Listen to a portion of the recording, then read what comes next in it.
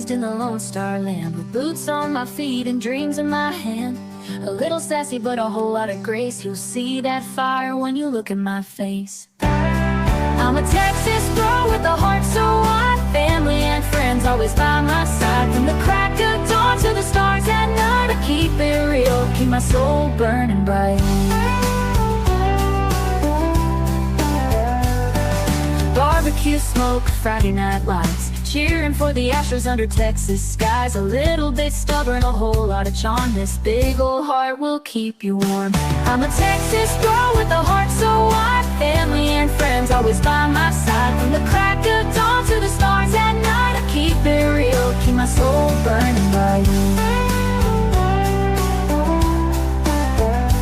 Barbecue smoke, Friday night lights, cheering for the Astros under Texas skies. A little bit stubborn, a whole lot of charm. This big old heart will keep you warm.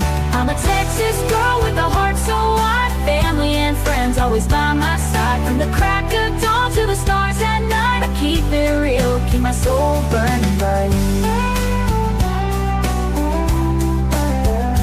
From the blue bonnet fields to the city streets, every step I take feels like home to me. With a little sass and a lot of pride, this Texas girl's got nothing to hide. I'm a Texas girl with a heart so wide, family and friends always by my side. From the crack of dawn to the stars at night, I keep it real, keep my soul burning bright.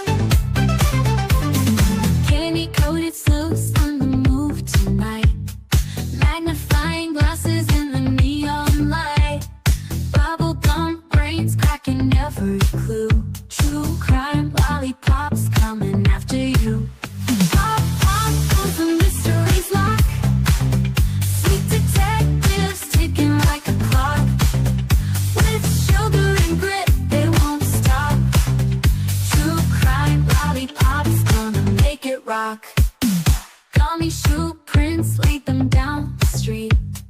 Chocolate wrappers hiding secrets sweet. They don't miss a beat, they've got a knack. With licorice ropes pulling answers back. Twist the wrapper to reveal the truth. A sticky web spun by a candy smooth. No sour lies can escape the grip. These lollipops always crack the whip.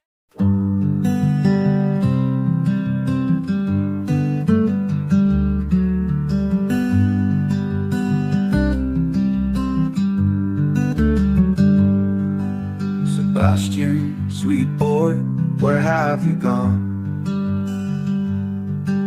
The sun sets low, but we keep marching on. The wind whispers your name soft through the pines, a melody aching in these hearts of mine. Roads are endless, the nights are cold, but your story's a light we'll never let go. Where are you, sweet boy Sebastian? We're searching the hills, the rivers, the plains. You deserve better, oh you deserve better. And your army is fighting through heartache and pain. Your laughter once rang like bells through the air. Now silence just lingers, it's more than we can bear. We carry your memory, a flag in our hands, through shadows and valleys, through shifting sands. The roads are endless, the nights are cold, but your story's a light we'll never let go. Where are you, sweet boy Sebastian? We're searching the hills, the rivers, the plains, you deserve better. Oh, you deserve better, and your army is fighting through heartache and pain. Your laughter once rang through heartache and pain.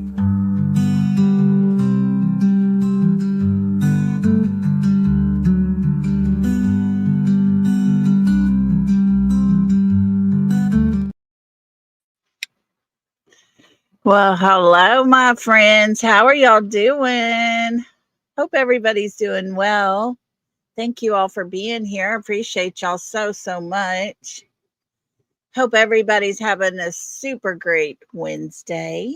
Hello, Sheila. Hello, Daisy. Hey, Blue Eyes. Doodle Mom. Got your email. I did check it. Thank you so much for sharing with me. I appreciate you. Hi, Kimberly. Sassy. Oh, thank you, Sassy, for those sweet words. Hello, Miss Rhonda and Charlene. Good to have y'all. Me and you. Hello, Cecilia. TJ, how you doing? Let's see who else we got in here with us today. Rusty Pipes, hello to you.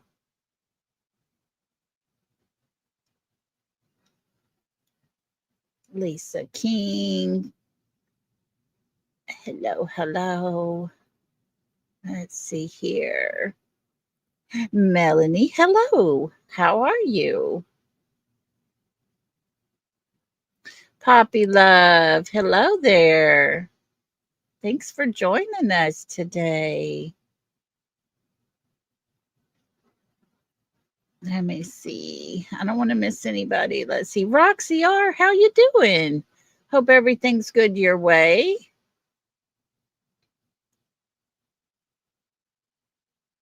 Teresa, always good to have you, my friend. Hello, Peggy and Cool Gamer. Welcome, everybody. Let me see. All righty. I think I got caught up. Thank you all for being here. Appreciate y'all so much. You're out of the hospital again. Well, bless your heart. Y'all keep Roxy R in your prayers if you wouldn't mind. She could use some prayers right now. And let's remember Bobby and Miss Kathy as well. Sickness is going around. Hi, Patty. How you doing?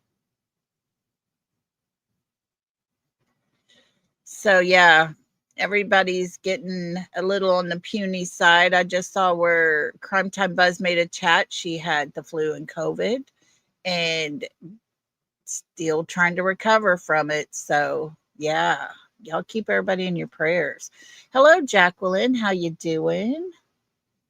Oh, Roxy says she's good now. Well, good deal. Glad to hear that, Roxy. We want our people well. Y'all continue to remember the E family as they are battling with just a horrible thing that attacks people. And I don't understand it, how we can create all this technology in this whole entire world, but yet they cannot find a way that people can never, ever again get cancer. I just don't understand it. So, anyways, today, Sebastian's Teacher Spoke is our title. We will be listening to Justin's at Clutch Them Pearls phone call he had with the teacher that knew Sebastian. And we'll be going over that here shortly. Hey, Cheryl, good to have you. Before we do, I got a question a while back that asked me if all these things were happening during that 3 a.m. picture, what were Bobby? She said, I can't get better. Today is my birthday, and all I want is be in the hospital. Bobby, it's your birthday. Bless you. Hey, YouTuber, how you doing? Well, Bobby, maybe this will help you feel better. This is just for you.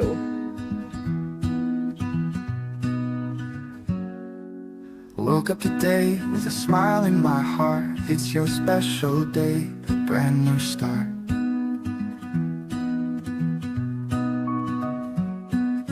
The candles are lit, the cake's in sight.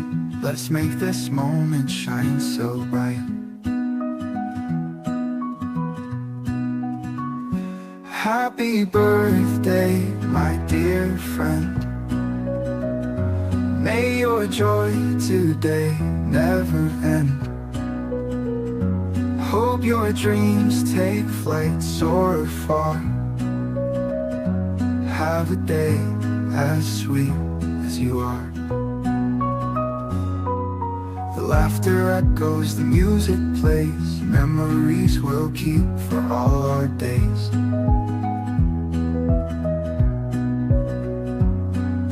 Raise a glass to the year ahead, for all the words we've yet to have said.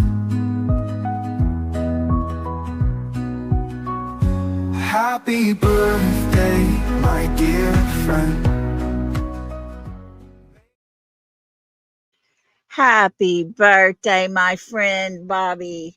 We hope that you feel much better very, very soon. We miss you. We want you well. So there is a bunch of birthday love going your direction right now. So, as I was saying, I got questioned about all the activity that we're seeing in these 3 a.m. photos. Then why only 2 light sources? And I tried to explain it, but today, thanks to someone who shared some photos with me, I'm able to show you exactly what I was trying to say. And we're going to watch this 3 a.m. photo. And then we're going to look at a couple pictures that will explain it so very, very well for all of us to see. Okay, here we go. Let me get this. That's what that vehicle is. Okay. We're not gonna pay attention to the sound too much. She's got it zoomed in on the vehicles that were parked right there. But I figured out a way. But right there you see a light source. All these vehicles have got a set. And as she zooms out, we'll start to see another one. And I can recreate this image in 3D. And you see the lights right above the bottom truck. That's what I'm about to do. And then there is the lights, the 2 lights. The car light came on. The building is up there. We'll find out where these lights are positioned. We'll find out where this car's parked. And you can see at the very back where it looks to be somebody standing back there doing something. So I wanted to, okay, we're going to stop it here because I'm going to show you some things. Now, that area, let me show you exactly the very bottom right side of this picture is the house that had in their driveway to cover their whole entire driveway there. It angled right down the middle of all of that. And you can tell at the top left is Katie and Chris's home. So to show you a little closer into the home, here we go. The top the top left corner is Katie and Chris's house. And if activity was coming from the back of the yard, it would come from the back corner of their yard because that seems to be where a gate was. They could have went straight down the back of that tree line behind their home around to their driveway. But let's get a real close up. And this is the picture. Thank you for sending this. This gullyway right here, this little runoff area is fairly deep. And because they had to cross to get towards the car, I honestly believe that is what the two flashlights were in place, because of that space right there. And you can see it's pretty deep.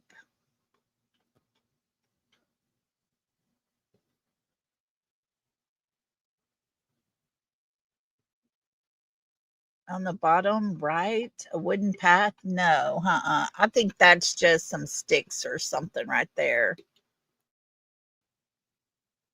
It doesn't connect across. Right at the bottom of the gazebo, or there's some dirt there. But they have to get across that area. And if you're running in the dark, that space is going to be dark.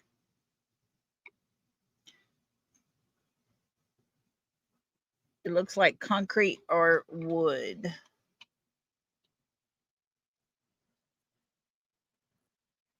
No, I got the original picture I'm zooming in on right now, and I don't see that.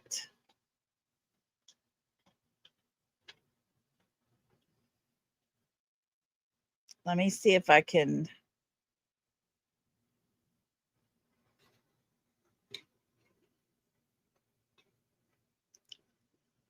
I can't. No, I don't see any concrete or wood going across. It is a complete gully. And if you look back at, let's look at this one that zoomed in a little closer there. No, there's nothing that crosses over it. And from the aerial view, I thought it just had a little divot. And therefore, you know, maybe they just wanted to be really careful, you know, but then when I received this picture, I was like, wow, that does drop down pretty far. And it all goes at an angle and meets to the bottom of it where the water runs off. And this is the reason I believe there was 2 flashlights that night. I don't think they were flashlights. I think they were head lamps. The headlights that you can wear on your head, I believe, is what we were looking at. And I honestly believe it was to keep them from falling down while they're going across this. So I wanted to share that with you because I did get asked that question, and this is my belief as to why so many people were there, but yet there was only 2 light sources. And if you stop and think about it, the 2 light sources come together at some point, and therefore would have to cross this whole entire gully area here to get to where the car was. And on the second wording there at the bottom is where that car was parked. So unless that other person walked around, that person would need a light to cut across the gully to get to that car real quick.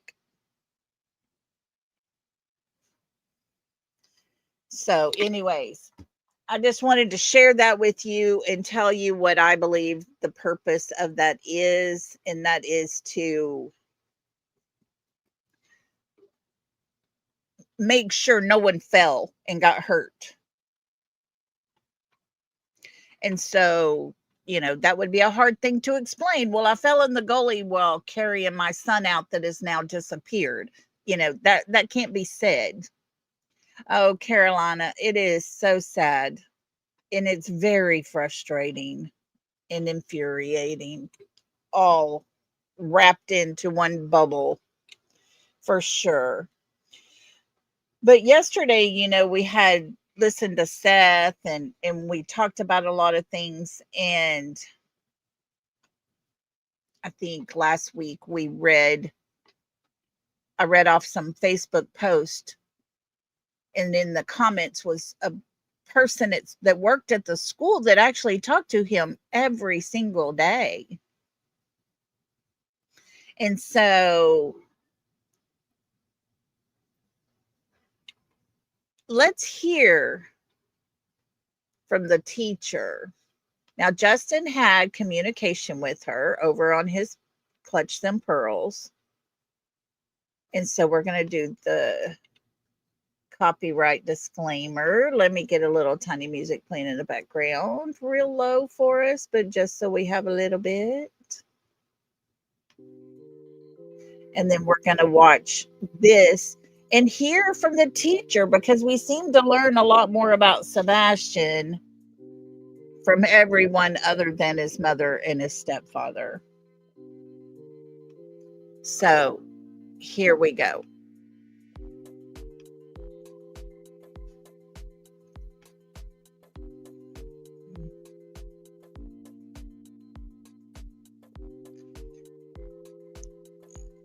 Y'all let me know if, I think it's, hang on, I'm going to try to get to this part. The one thing Here we go. to do. Good. How are you, dear? Hold on, let me fix my mic real quick. How's it going? Can we get a mic check? Can y'all hear? Can you hear me? Mic check, mic check. Can y'all hear okay? Yeah, Yep, a lot of okay, people we're good. haven't heard it, All but right. it's very good. So, you and your mom knows people at that school, right? Right. Hold on, my camera just froze. What happened? Oh no. Oh well, y'all can still hear me. I'll turn the camera off. All right. So your mom knows people in the school, and y'all, I knew y'all had like a little lunch date together. Okay, so let's clarify this. Teacher spoke to this lady. This lady's going to tell all the things she knows from his teachers, okay? When was it? Just a week ago? It was actually yesterday. Oh, was it yesterday? Okay, I can't remember. God, it seems like it's been, I don't know. But anyway, Yes. I think a day seems like a year sometimes. I know. So how did everything went good with the dinner? And I think you learned some stuff about Sebastian. I did. It was very interesting. My mom knew this particular person that works at this school, and interacted with Sebastian. And so, she knew him, and it was interesting to hear that perspective. I don't think we've heard, we hear so many other perspectives, but it was interesting to hear who he was in front of his peers and stuff as right, well. Yeah, exactly. In the school, their perspective. Yeah. So that was very interesting. Yeah. So the one thing about Sebastian I thought was kind of cute, in my opinion, was you was telling me about the library. Yeah. So this person told me that in the library they have a walking track like you would have at the gym. some children learn better while they're walking or In motion. doing something. And so that gives them, the children there the ability to, if they want to walk and read, they can do that, and he enjoyed doing that. That's really, so he was Mhm. it's like a repetition almost. Right.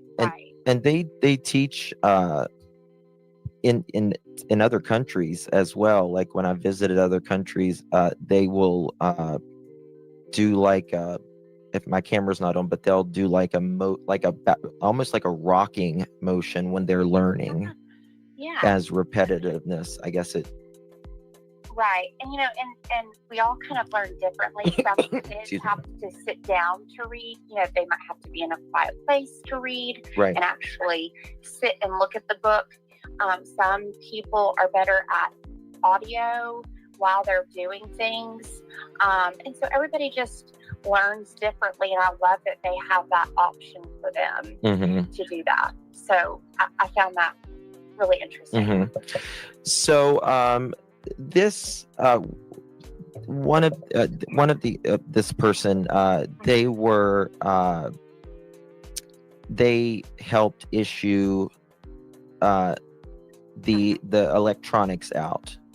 Correct. And So yeah, do you want me to kind of go into that? Yep. On that? Yep, Okay. please. So the way Sorry. that Sumner County, you're fine. The way that Beach High School does it is at the beginning of the year, the parents or guardians have a waiver that they can opt in for their child to have an iPad.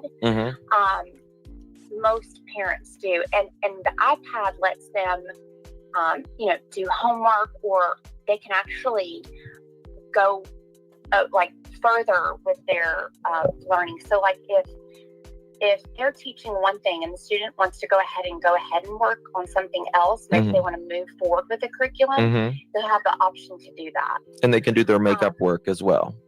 Correct. Yes. Now, most schools these days are very,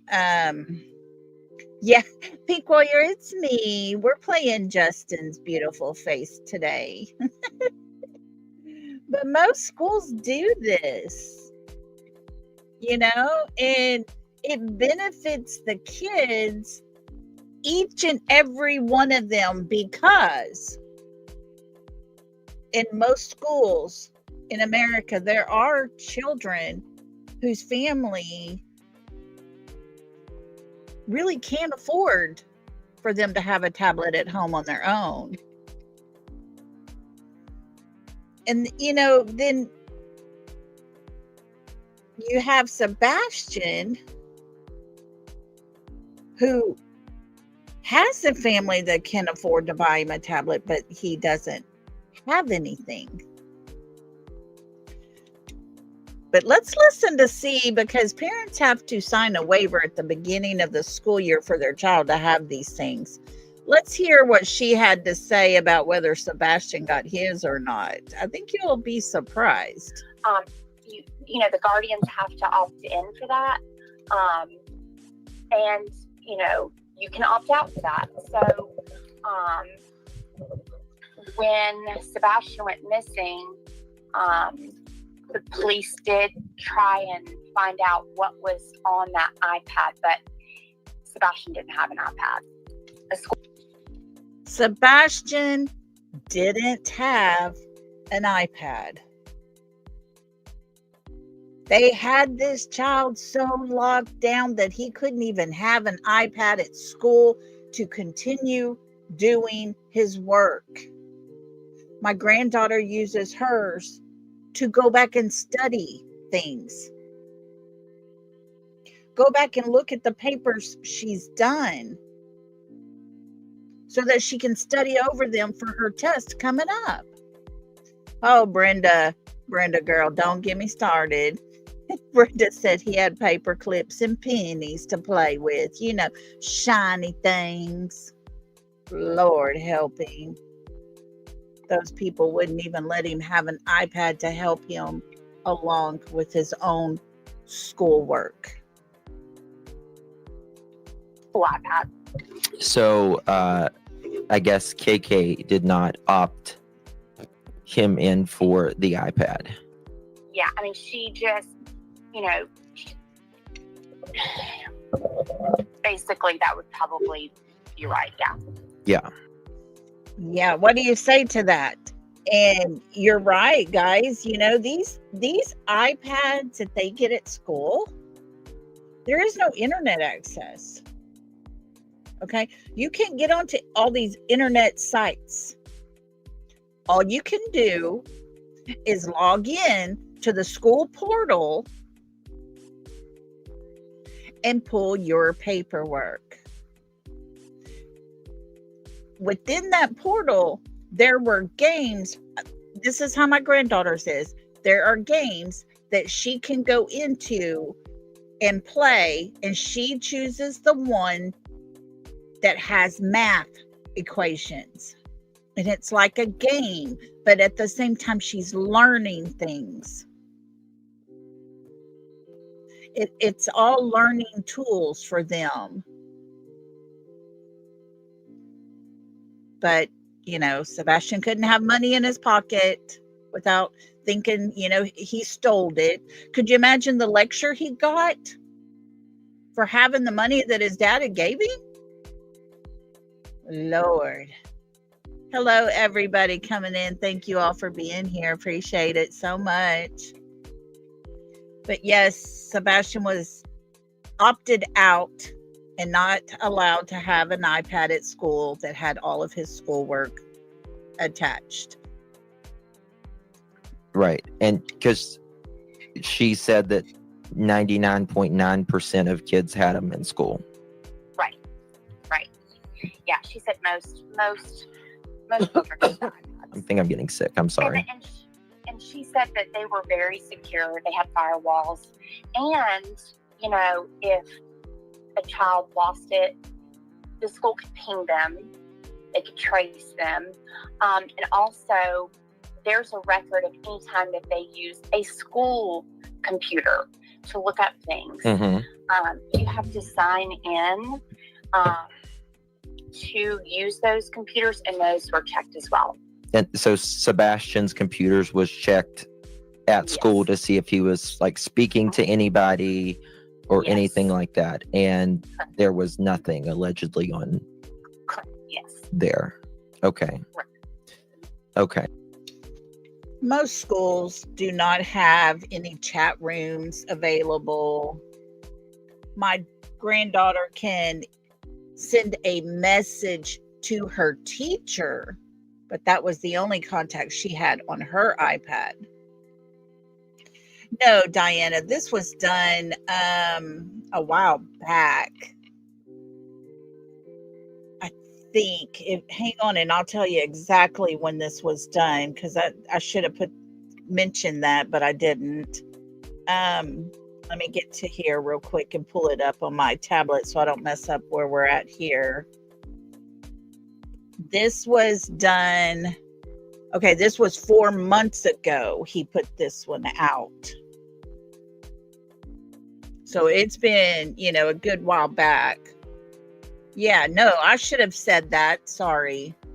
But this is a replay of one of the lives that Justin did. And he spoke to a woman who knew the teachers and some people at the school. So I would never play somebody's live. I wouldn't do that. That would be wrong. Okay. And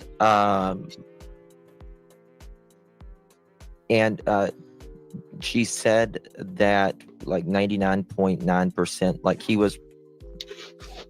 YouTuber just said, they didn't want to take the risk of Sebastian being able to message any teachers about the abuse at home.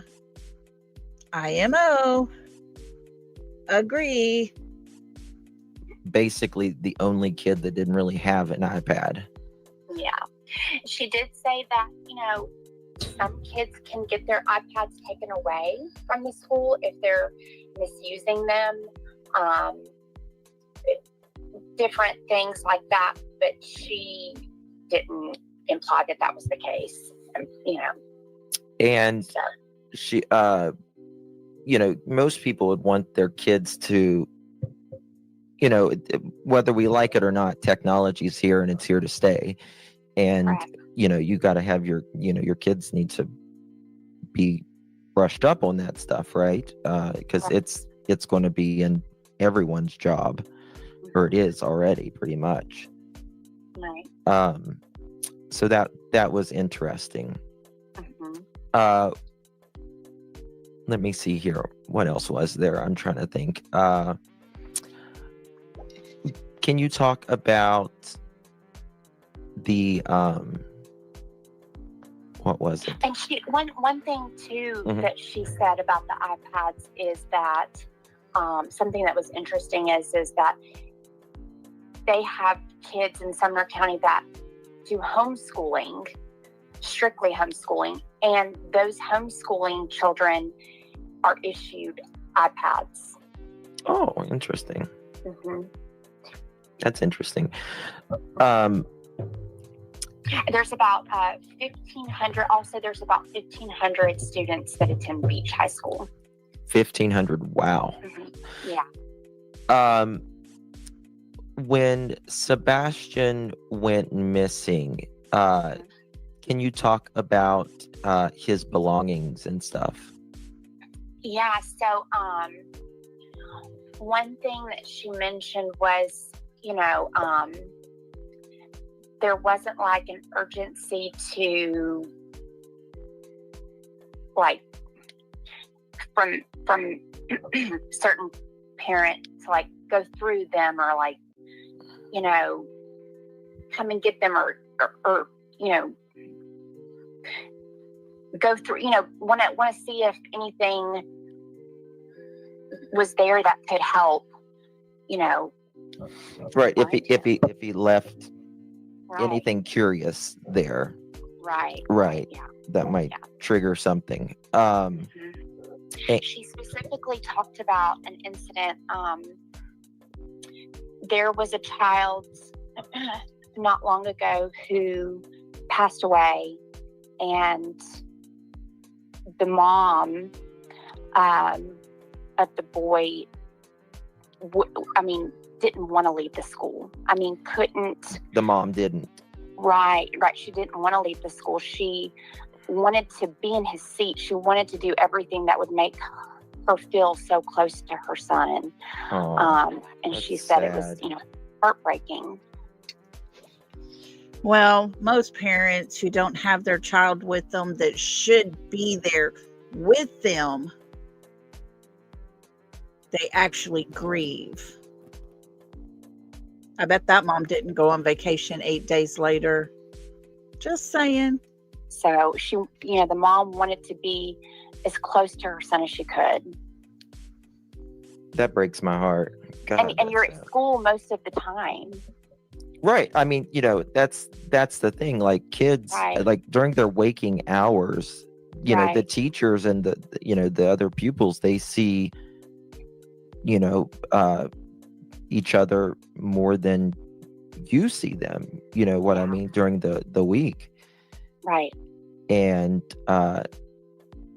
this mom, she was Mhm. just wanted to be around, I guess, his friends and Yeah. all of that. And And she specifically said she wanted to sit in his seat. That was something that she remembers. She said she just wanted to sit in his seat so she could feel close to him.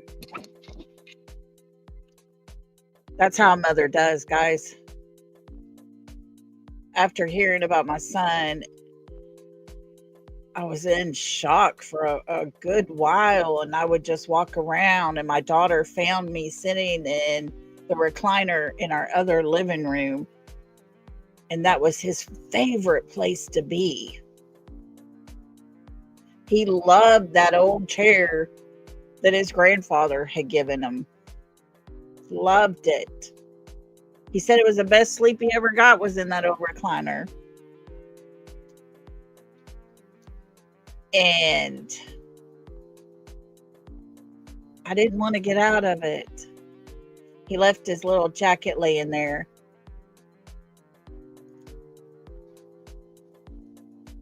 And I now sleep with that jacket every single night. It's on my pillow right beside me. Because you see, some parents just don't move on and go on vacations and live their life and enjoy biker rallies and long road trips because the grief is too much. And as Mr. Chris and his friends on the other side like to state so clearly, life is going on. It's happening. You have to be a part of that. No, you don't. Not at that time, you don't. Because when you're truly grieving, everything outside of you is no longer the same. It's all foreign to you. And you don't want to keep going. Because that's what real grief is like. Real grief doesn't take vacations. Just like that mother, whatever you can do to make you close enough to your child, to feel him with you, you're going to do. You're not getting rid of everything in his bedroom. You're not getting rid of the mattress that he slept on. You're going to hold on to every single thing you can for as long as you can. That's sad. Mm-hmm. And so did any of the parents get Sebastian's belongings? Yes, I believe she said that Seth, of course he got, and he got the award. She said that he was doing ag, or ag went along with FFA. Mm-hmm. And so they awarded that certificate to him. And of course they gave it to Seth, his father, at the vigil they had for Sebastian, while his mother and his stepdaddy was out Harley shopping, looking for that new motorcycle. That's not grieving, folks. Not at all. gave that to Seth. Right. And what is ag? It's like ag class is kind of like a specialty class, kind of like an extracurricular class, like agriculture, farming. They might build stuff in ag. Mm-hmm. So things like that. He had to do that in person, right? I think. Correct. Yes. Yeah. Yes. Yeah. He was proud of that. I think I think Mohawk, you're all right. I think they presented the reward to Seth at the vigil. Someone said. Okay. Yeah. Perhaps. I know what. Holly, you're so correct when she says, I don't know why people have a hard time grasping any of this, because look at Jen Soto, look at Susan Smith, look at Chris Watts. The list goes on and on and on. They're all around us, even in Tennessee. The FFA is, but I didn't know what ag is, so I wasn't sure about that. So Seth got all of his stuff, and I guess the others, they been to the school at all since in the last 15 months? Not that they're aware of. Excuse me. No, not that they're aware of. Okay. That's interesting. Yeah. What did they say Sebastian was like at school? She said that he was very sweet.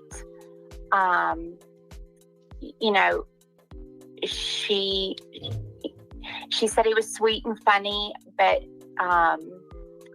I did ask her. I said, "Did he have friends?" And she said, "Yes, he did have friends," and so Mhm. that made me feel good. That's good. Yes, and he was in a program of why we try Yep. program, Mhm. and so she said that was kind of a like a specialty program, Mhm. and some kids stayed in there in that class. It's almost like it was like their homeroom or their home base, Right. if you will. And some kids would stay in with that one teacher all day long. And then they would even have some aides with some of those kids. Now, Sebastian, she said, was in there, but didn't have to stay in there all day. He got to go to, classes like ag or, English, things like that. He didn't have to stay all day. Right. Right. So, and he was very smart. Yeah. That's good. That's good. I'm so glad he, had friends there and stuff because Me too. And that's what I said, did he have friends? And she said, yes. I mean, Wait, what? Sebastian had friends? OMG. Because according to his mother and his stepfather, all he wanted for his birthday and Christmas was friends. But yet when Seth asked him, he wanted to take a trip to see his grandparents down in Texas. Katie and Chris, kudos to them because they did an amazing job of making Sebastian look pathetic. Absolutely. They did that. He's young in mind. His mind hasn't caught up to his body yet. He just likes shiny things. I mean, come on. We have to listen to this woman who spoke to his teacher to learn about what kind of kid he was at school. We have to listen to his father speak because his father tells his personality, the quirky side of him, the smart side of him, the teenage boy side of him. But not his mother and his stepfather. Do they realize how absolutely insane they look to the world?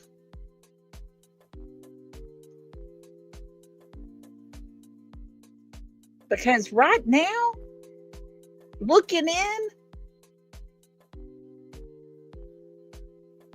I mean, they need help. They need serious help. And maybe when, they get those shiny new silver bracelets, they'll get a little bit of help in there. She said they did keep that group. They weren't, some of those kids didn't change periods like some of the other kids, so some of those kids were kept. They're not going from class to class like the other kids, and so they don't get to socialize in between classes. But they are friends in that class, there's always friends for everyone. yes. And, the way it made it sound in the beginning is like, Right. oh, well, Sebastian thinks his Right. friends at school or, people at school he talks to aren't his friends. Right. And that's not right. true. You don't have to No. hang out after school or whatever to be friends. Sure. Right. And the teachers loved him. They cared a lot about him. Yeah. And still do. Can you speak? Yeah, I was going to say, can you speak how this has affected, don't say specific names, but Mhm. if how it has affected some teachers and students.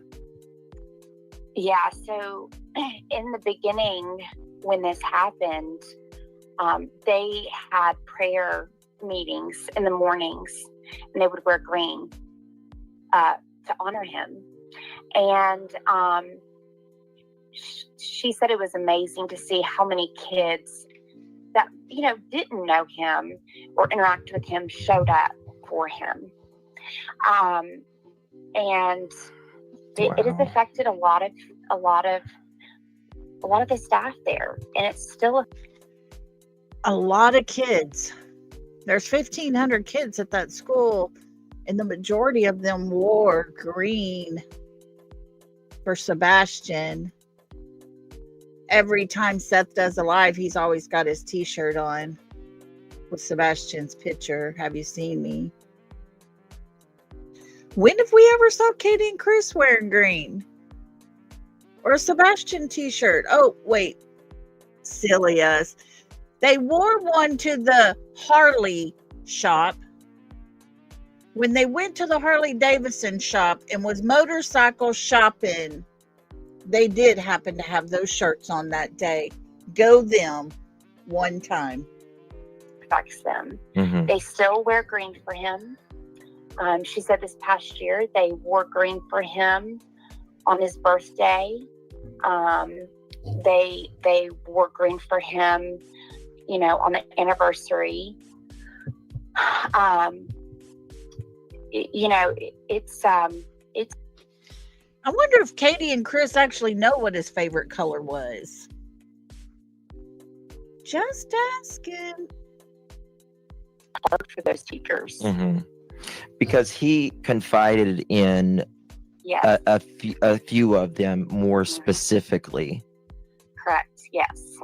and Yes. I know they've taken this really, really hard.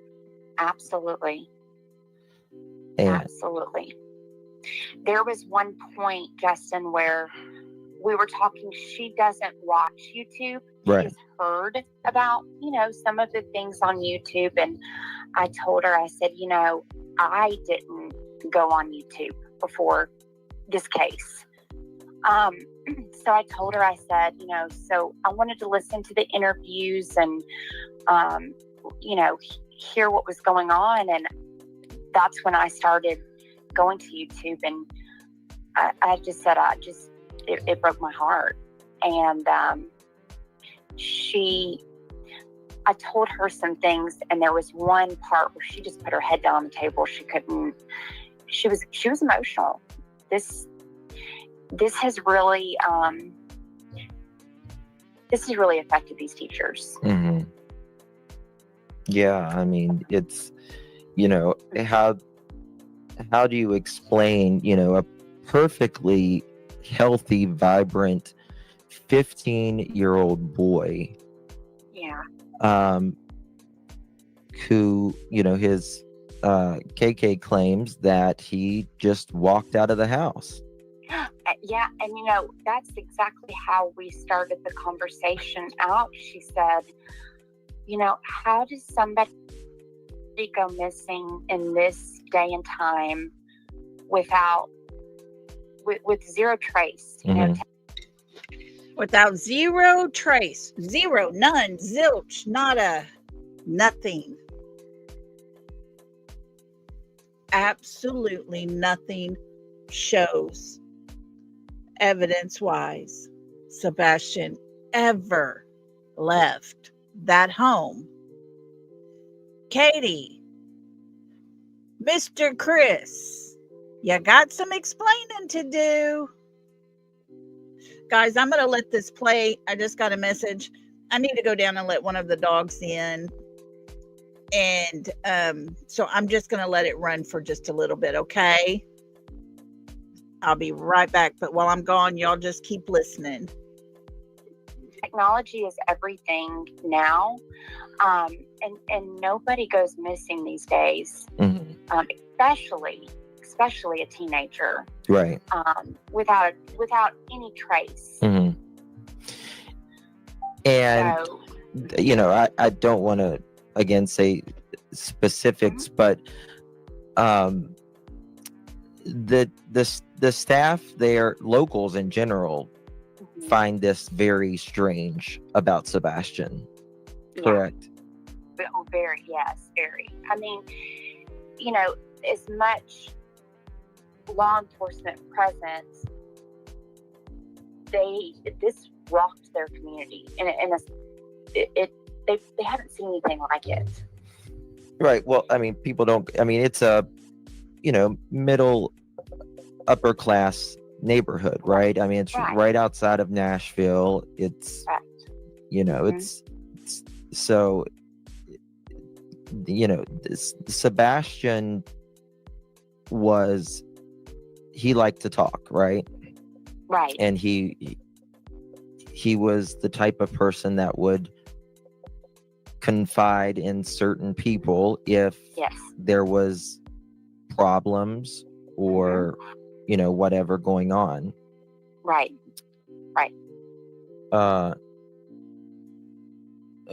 What do they think of the police department? Someone asked.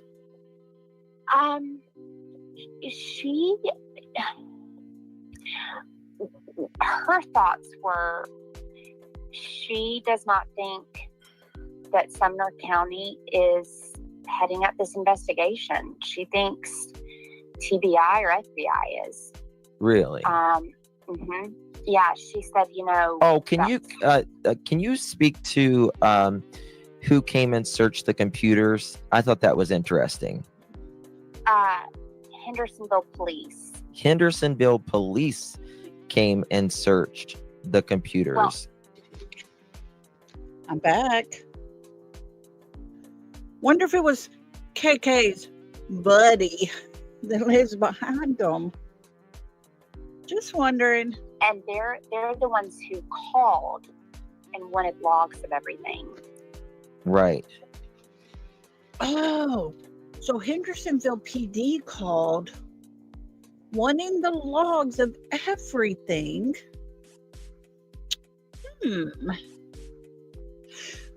Wonder what they need to hide. Wonder what they want to make sure is not on her computer. Just wondering. I found that interesting. Hendersonville Police, not Sumner County. Yeah, it was Hendersonville. Yeah. And so they think that, again, this is just what they think, that TBI is leading it up, or FBI, because that was the biggest presence in their school. The following days, TBI was in the school using the conference room as an interview room. Yeah, to interview the teachers and some of the kids. The teacher whose conference room they were in, I've been in touch with, and she's talked to me about that as well. If y'all recall, that was the woman that replied to a post, and she said, "My buddy." You remember she talked about how they used her conference room, how he always had a smile on his face every day and wasn't afraid to say what was on his mind. Well, and I don't know, but there was a lot of different agencies working together. Yeah. A lot of different agencies, and they have certainly been working, very hard. I just don't think, I think they're missing something, and obviously they're missing Sebastian, but right. And I will say, she was floored too. She said, "I just don't understand why there hasn't been movement." She didn't say anything bad about Sumner County, but she was concerned. She just said, "I'm just so surprised that there hasn't been more movement or more information on what they're doing." So. And you remember the parent teacher conference, right? Yes, that did happen. Yes. And it was stated that it was very awkward. It was very awkward. Very awkward. Mhm. Very uncomfortable. Very uncomfortable Mhm. too. Yes, That's very what uncomfortable. that's what the Mhm. I'll just say staff member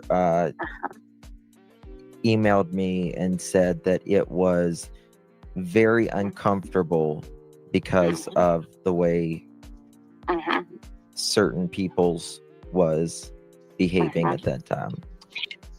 That would not be Seth. That would not be Sebastian's father. That would be the others. And I think that stood out to that person, especially after he went missing. Yeah, because that wasn't very long. Right.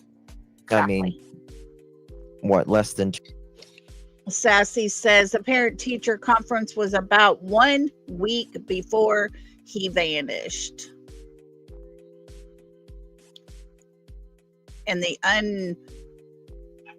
unruly nature of their attitudes was shining bright that day, just 1 week prior.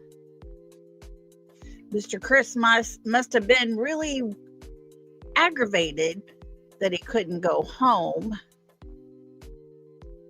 in my opinion. 2 weeks or so. Right. Yeah. Very, very close in time. Yeah. Yeah. So what else? Did you ask if Sebastian had ever expressed about running away or? No, I didn't. And she didn't bring that up. Okay. In fact, it was almost the opposite. Mhm. That it was, there's no way Mhm. that he would have left. Yep, that's exactly without what the other people told me too. shoes or some type of technology or some type of device. Uh-huh. There's no way that would have happened. Just if he was planning to. Yes, Lee, I would love to know what was discussed at that meeting. Exactly. Michelle says, sounds like CP shared a sparkling personality. I'm sure Mr. Chris was making things crystal clear and making sure they knew they were not pervy to all the things. Go somewhere. There's no way he would have left shoes. Right. He would have put his shoes on, jacket, money, things to prepare to go somewhere.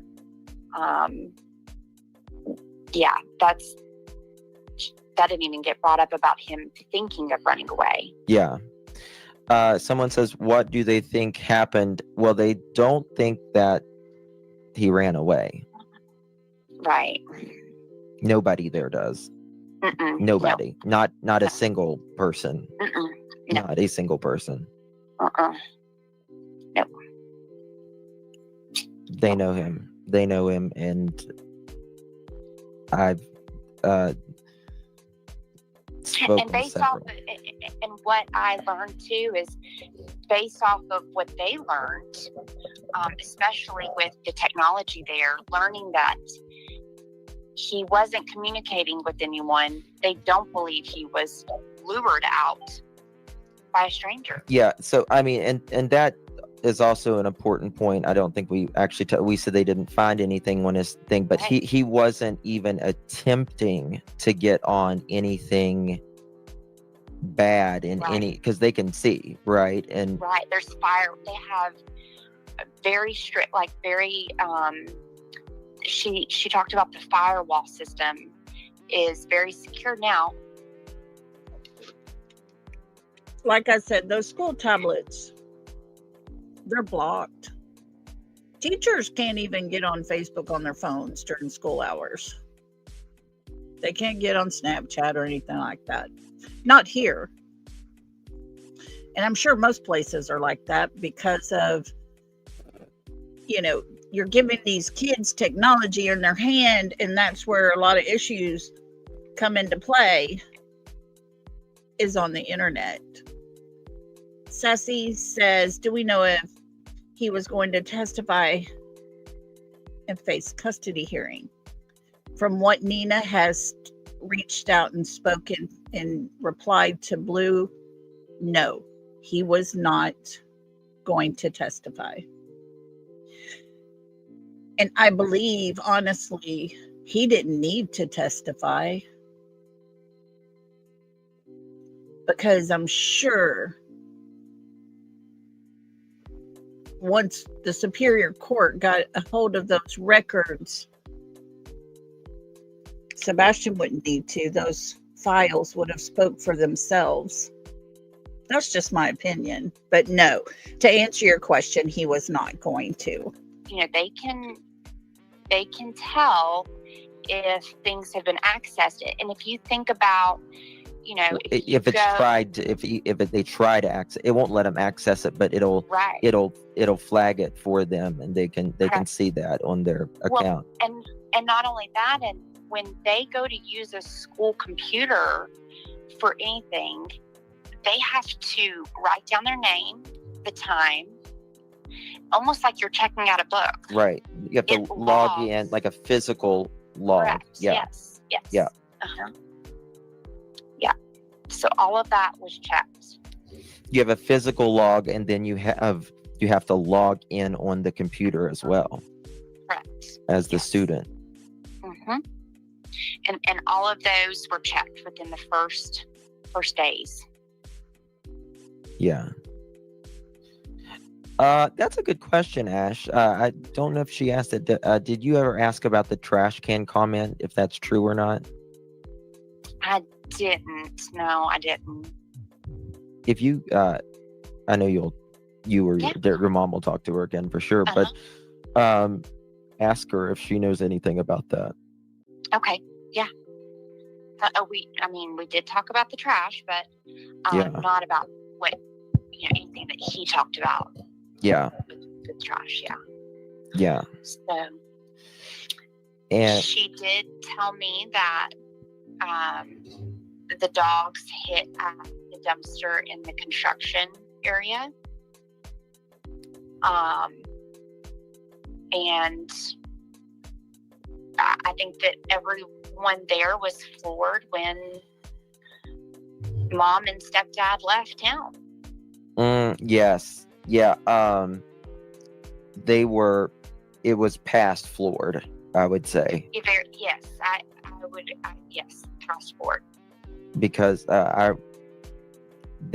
there's been people there that have spoken to me about that as well, and about the leaving stuff out on the porch. Right, and I told her that because, of course, I heard that here. She didn't know about that, and that's when she just couldn't believe it. She said, "You have got to be kidding me." Mm-hmm. And I said, "Because no." They only know. She only knows stuff from obviously being in school with Sebastian and the news. Retha says, good question, Retha. Could that be why CP knew about the friend of Bobby's boys? Remember the logs? I don't know that that's it. I think he recognized her name from a Facebook group they had going for Sebastian with the school kids. And she was one of the administrators and was one of the ones making a lot of the post. Because he said he would talk to her mother and father about having that taken down. Why would you want anything taken down pertaining to your missing stepson? Of course. CP style. That's how they do it. That's it. That's it. Mhm.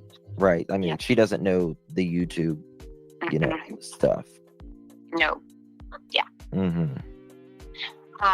Yeah, she was floored and just said, I cannot believe that. Why would you leave stuff on the porch while your child's missing? Especially if he knew the code to get back in the house. Boom. It's not just all us calling it out like that. Even this teacher said the same thing. If you knew the code to get into the door, why are you leaving stuff on the porch? Because they emptied his room. There was nothing for him to come home to. They knew he was not coming home.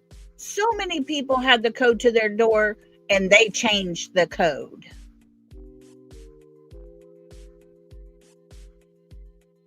That is my opinion, guys. If he had the code to that door, that young man came home, he would go inside and get his own blanket and snacks. He knew where they were. But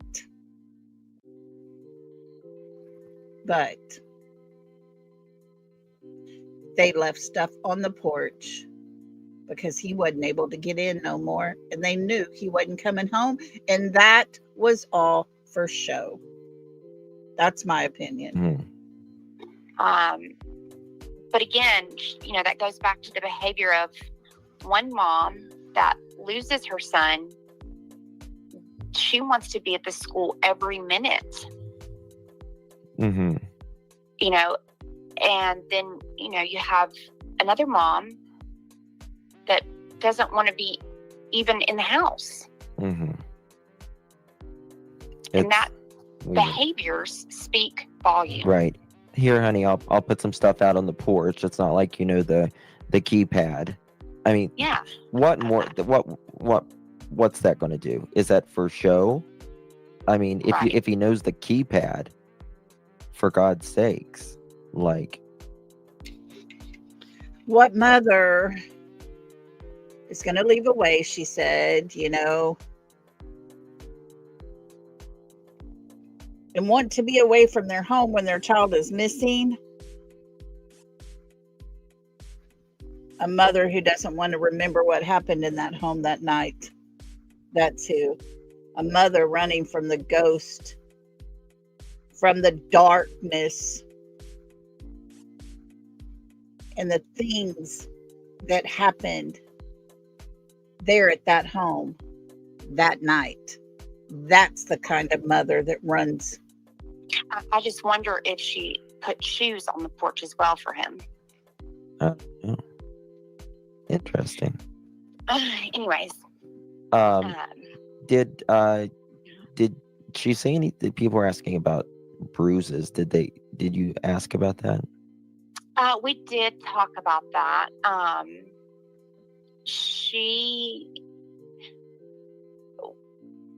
We talked about the Costco picture. Mm-hmm. And she was aware. She said it did look like a bruise to her.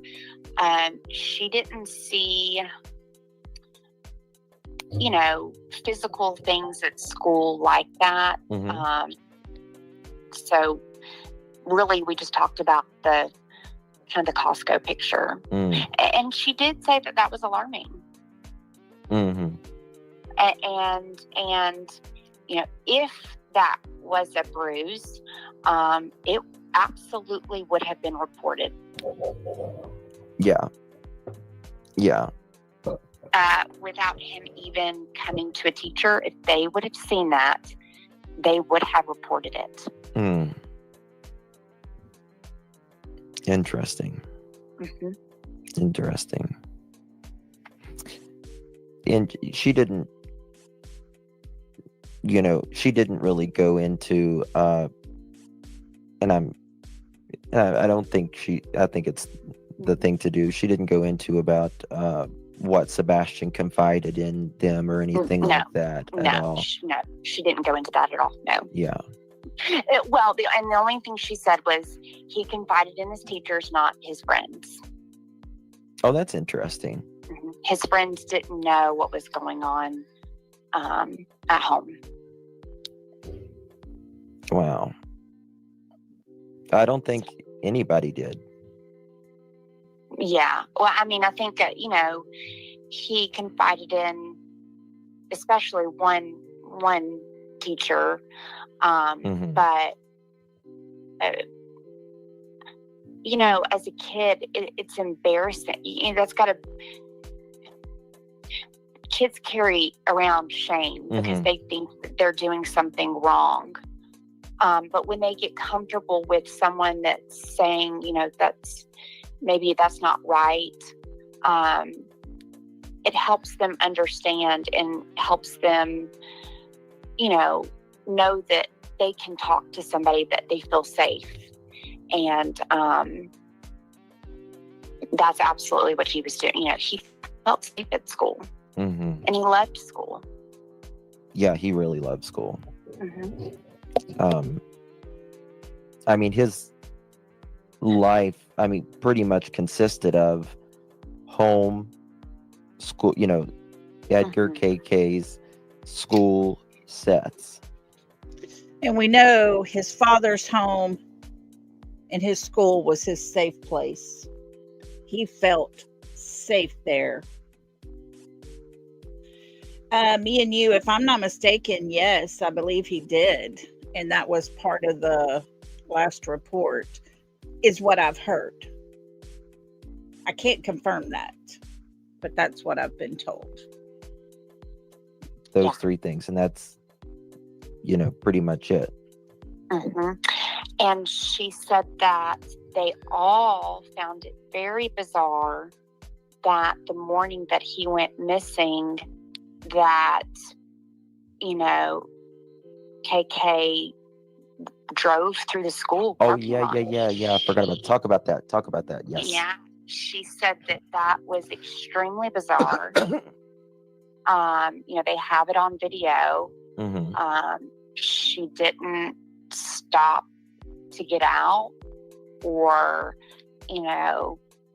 truly see if he was inside the building, investigate, like, she didn't look around the building or anything like that. Just drove through the parking lot. Because they're like, if you go behind the school, there's a lot back there behind the school. There's like a greenhouse and everything back there, Yeah. See, I've never been behind the school. There's a lot of school behind there, and not just, it's a huge school. Yeah. Oh, and what I found interesting, I know this isn't related to Sebastian, but she did talk kind of about the proximity of the schools. She was saying that in Sumner County, they don't have like a full elementary school. Like, some schools are like pre-K through 5th grade, and then you have your middle school, which is like 6th through 8th, and then high school's 9th through 12th. In Sumner County, they have like K through 2nd, and then they have like 2nd through 5th grade. And she said that they used to have 5th graders going with the middle schoolers, so it used to be 5th through 8th, but they've separated it now. And I thought that was really interesting, to kind of separate those age groups, because you think about kindergartners having to go to school with 5th graders, and so I don't know, I just thought that was interesting. And so she did say that there was another school super close. Was it maybe the middle school, she said there was a Hobbs and a J.W. Hunter or something, JT. Anyways, she said that there was another school very close by, Beach High School. So she didn't really get into the pull-ups or anything, did she? She just we did talk. We talked about it. She didn't go into a lot of details about it, but yes, we did talk about it. Yeah. And And we talked about how he didn't have to wear them at Seth's house. mm-hmm. And when a child has that problem, Mm-hmm. it makes it worse when you bring it up. Yeah. When you're belittling or getting on to a child that has that problem, especially a 15-year-old, it makes the problem worse. You're not supposed to, there's ways that you can help, maybe bathroom reminders or things like that. Yeah. But when you're disciplining a child for those problems, it makes it worse, and it is wrong. Mm-hmm. Woo! Did you hear that, Mr. Chris? I hope you're listening. 1,000%. Mm-hmm. Yeah. It sure does. But going through the, when KK went to the school, she literally was zooming through it, right? Windows rolled up, Yes, completely, correct, yes. not, looking anywhere. She never got out. Very No. similar to the neighborhood. Window rolled up, up and down, and that's it. Right. Mm. Wow. Was there anything else? I'm trying to remember. I am too. We talked about, the pull-ups. We talked about, we talked about CPS cases, in Sumner County. It's just, I know that those staff, all teachers, it's a heavy burden to carry when you know that a child is going through something. Mm-hmm. I think a lot of teachers feel like CPS fails children. Mm. And that is such a heavy thing for the teachers to have to carry. Y'all remember and always keep in mind that the teachers at Sebastian's school did what they were supposed to do. They made those calls. It was the Department of Children's Services in Tennessee, in the county of Sumner County, that 100% failed Sebastian. They left him in a home with a mother who, if the father was told not to be in the home while Sebastian was in the home, the mother allowed those things to happen. He should have been removed. And had he been removed, his father would have found out. Just saying. Okay, Blue, I'll look and check it out. Okay, let's listen to some more. Any staff at a school to carry when they report those things. Mm-hmm. It doesn't just stop at school. Those teachers carry it when they go home. Of course. And they truly care about these kids. Yeah. I don't know if, it's just, I don't know if CPS is just, they're overworked. They are. Being trained correctly. They're overworked. They're absolutely overworked. And I think sometimes these teachers are even scared to deal with CPS. They don't know if the problem's going to get handled correctly. They worry for these children. No, he wasn't. Sebastian wasn't a handful in school. No. No. The only place that seems to have had any problems with Sebastian whatsoever was at his mother's. At his mother and his stepdad's house, guys. Because there was no problems at his dad's house. There was none at school. The only other place he was is the same common denominator in all the problems involving Sebastian, Katie, and Chris. He wasn't. I mean, did he allegedly have some behavioral occasionally, but so does every kid, I think, almost. Right. And she didn't go into specifics about the behaviors. And just because we say the word behavior, it doesn't mean, that they're being bad. They just might be, there's just some different, you have to find out what works for them. Correct. Is what you have to do. You have to find out what, it's kind of like, what is it? The love language kind of thing. Mm-hmm. And you have to find out how each specific kid responds to, what helps them. Right. And what motivates them. Mm-hmm. And hold on one second. What is this? Yeah. What were there any cars or staff at the school when she drove by, though? She didn't go into that. Yeah. I mean, she didn't.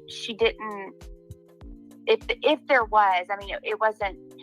She didn't say, "Hey, is my son here?" Mm-hmm. I can't find. She didn't get out. She didn't even get out. KK tells everybody, all the people that want to listen to her talk. I went to the school and Chris said go home because the police will be there, and I took off and come back home. She drove through the school with all windows up, just like she did in the neighborhood, and never once stopped. Never once got out of her car and yelled, "Sebastian, are you here?"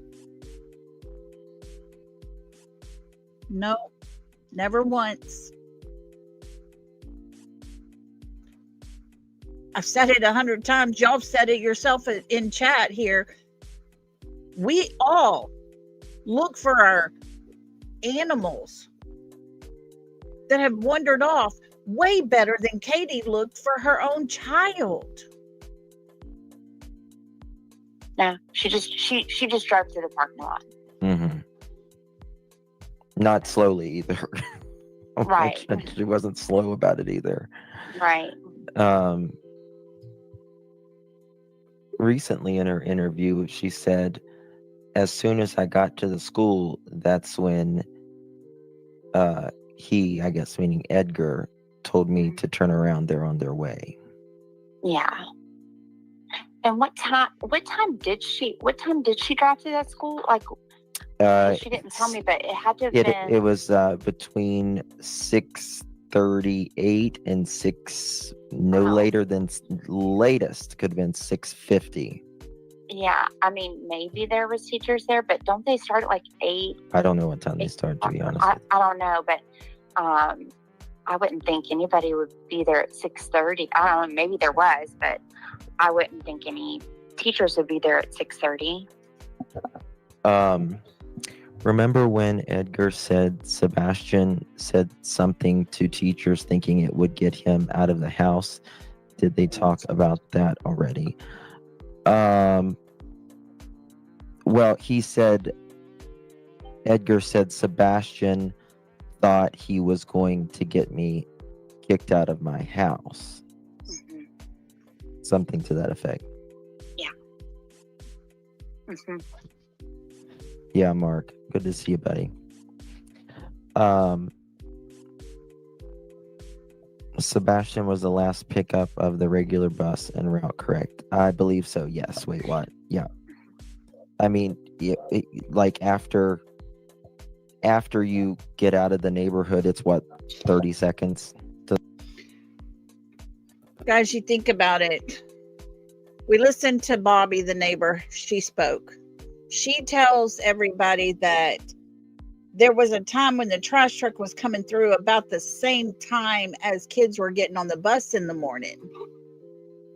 So they started coming about 5 o'clock in the morning. So they could get through with their route in that neighborhood before that bus came through when it's time to pick up all the kids. By the time all of that was happening,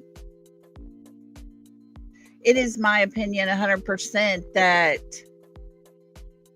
Sebastian was long gone at that point. They already had everything cleaned up at that point. Everything was clean, nice and tidy, all put away.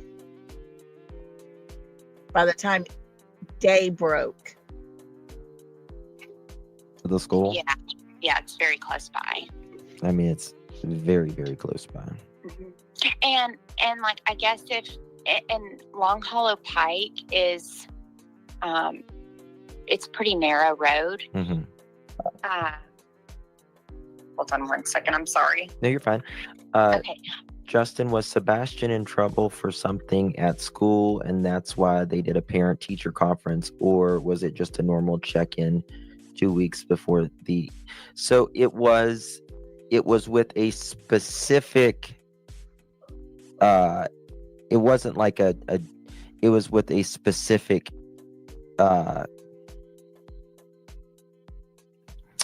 what would... I guess a specific teacher? That he confided in? No, that the parent-teacher conference was with, right? Yes, yeah, I was with a specific teacher. Yeah. Yeah. But it wasn't because he was in trouble that I'm aware of. Yeah, I don't know the details of the meeting, just that it was very uncomfortable. Mm-hmm. Yeah, it was very weird. That's what. Yeah, awkward. Yeah. Uncomfortable. And definitely stood out after. And they didn't know the scope of fully what was going on in the home. Mm-hmm. And I think that kind of made sense. Yeah. Things kind of make sense when you start to put things together. What did they say it was like when they first learned Sebastian went missing? She said it was, heartbreaking. Even to the point, like, them doing, they did the prayer meetings in the morning. Just, it wasn't like a runaway, it was, I think they said, I mean, this other, I'll just say staff member told me that, they thought it was strange in just like immediately hearing that. And then after the first few days, they were like, okay, something's off in their opinion. Yeah. And they're very sad. I mean, she was very emotional. We were both in tears by the end of the lunch. It's sad. Mm-hmm. Did the meeting... More people have shed tears for Sebastian than his very own mother. And although I know My son had a ton of family members that cried and cried and cried. No one cried the tears I cried. His father cried just as many. But yet, they go on vacations. They go to biker rallies. They go motorcycle shopping instead of going to pray that their child gets found. These are the people whose actions speak louder than the very words that they use. It's crazy. It's all sitting right in front of our eyes. You have to do anything with the 5th. February 5th? Yeah, I guess. Yes, yeah, that was the meeting. And Well, they it didn't was say- no. Like the 5th is the last time allegedly Edgar was at home, but the day was between the 5th and the 10th, wasn't it? The meeting. Yes. Yeah. Can you ask if you can ask her what the specific day was? I can, yeah. Oh, okay. Sorry. I guess they mean the 5 reports is what they're saying. Oh, yeah. I mean, no, I don't know that. Yeah. I don't know. And she didn't get into any specifics. And I want to make it clear, because when we say there are 5 reports, that doesn't mean 5 cases. A case and a report is different. From what I understand, there's 3 cases, 5 reports. Yeah. And I think, whatever was said, it stays there with, those individuals, and I respect that. And No matter how many cases, no matter how many reports, one is too many before it to continue to keep happening over and over. It's uncalled for. And instead of handling things and protecting Sebastian, those things got sealed up real tight.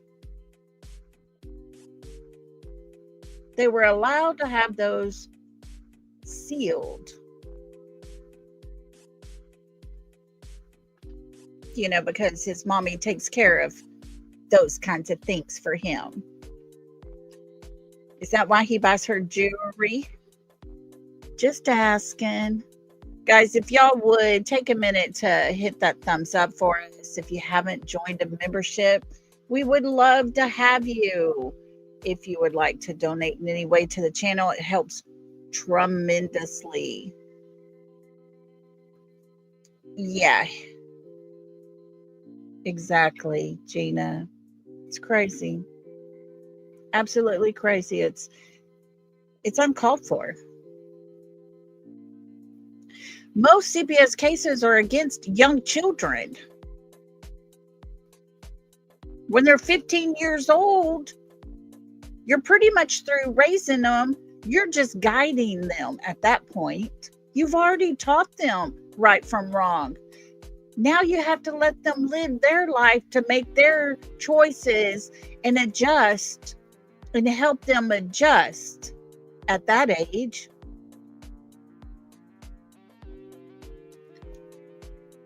But not these people.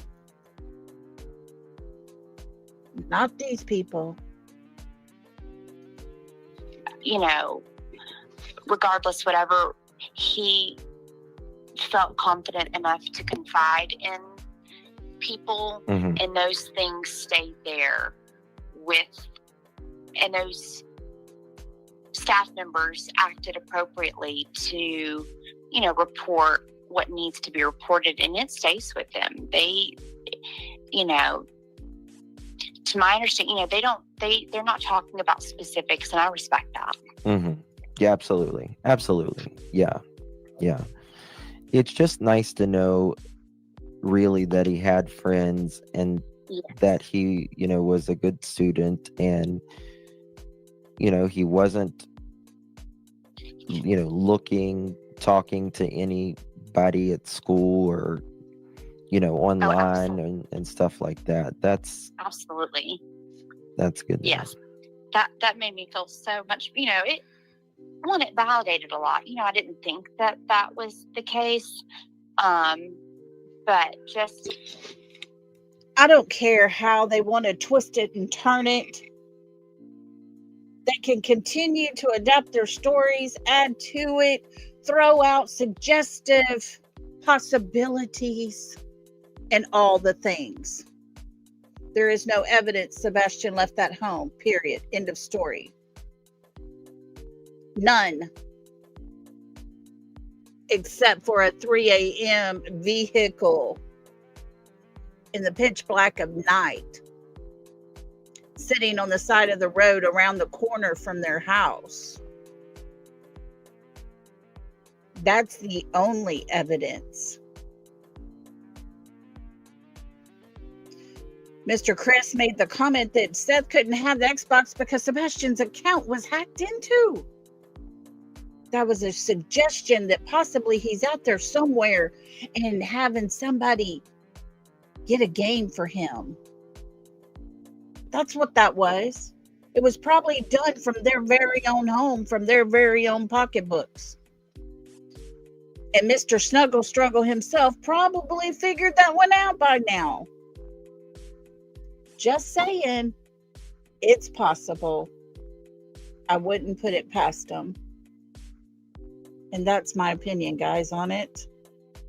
Hello to everybody. Thank you all for being here. I appreciate y'all. And to hear that was checked, first couple of days, that was really telling too. One thing I think we can all learn from Sebastian is to value friendships. Absolutely. And because he really loved his friends, and Yeah. I always say I'd rather have 4 quarters than 100 pennies, 4 good, really good friends than 100 so-so friends. You know what I mean? And Sebastian, some of his parents said, all he wanted for Christmas was just friends. Right. And, he had friends. He had friends. He just didn't get to hang out with them outside of school, but that's not his fault. Right. Exactly. And that's up to the parents. We did talk about that. And we said, the beautiful thing about this, in this dark situation, which seems like there could be nothing that would be good coming out of this, is that, if Sebastian could see this, how many people have been connected because of him. Absolutely. And that is truly a special thing. We have all connected, all of us have connected because of Sebastian. Yeah. And I think that, I didn't know him personally, but I think that would make him happy. Absolutely. And there's people all over the world that know who he is and that connect with each other and have formed, friendships because of this. Yeah. And I think that in that regard, I think that that's a special thing. Did y'all hear that? Because that's all of y'all. Every person that's listening right now, those on replay as well, that's y'all. We're making connections because of this young man with this amazing smile that just seemed to light up the room. He's connected all of us together. And for that, I'll always be grateful for Sebastian. I hope wherever he is, he knows that. Yeah, me too. Absolutely. I really do. Yeah, he very much valued his friendships, and that's such a wonderful thing. Yeah. Was there anything else? I'm trying to think.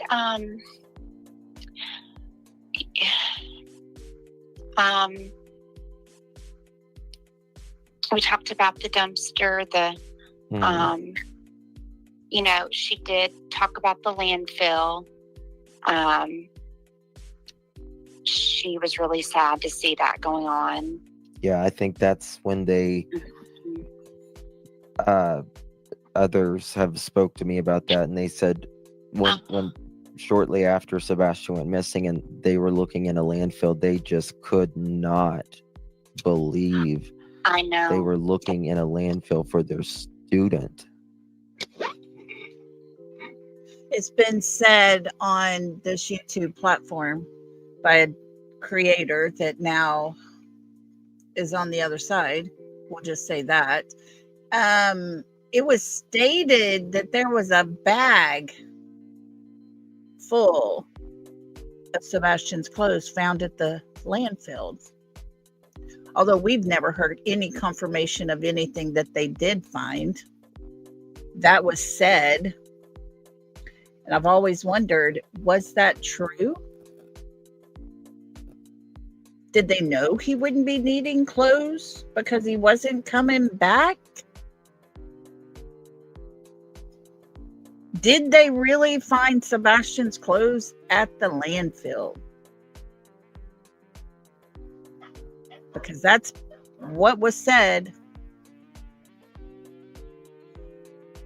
Yeah, and she said, that's just never good. Never good out. It's just not a good thing when you're looking for a missing child in a landfill. Mm-hmm. Nothing happened at school 155. It happened between the 5th and the 10th, somewhere around there.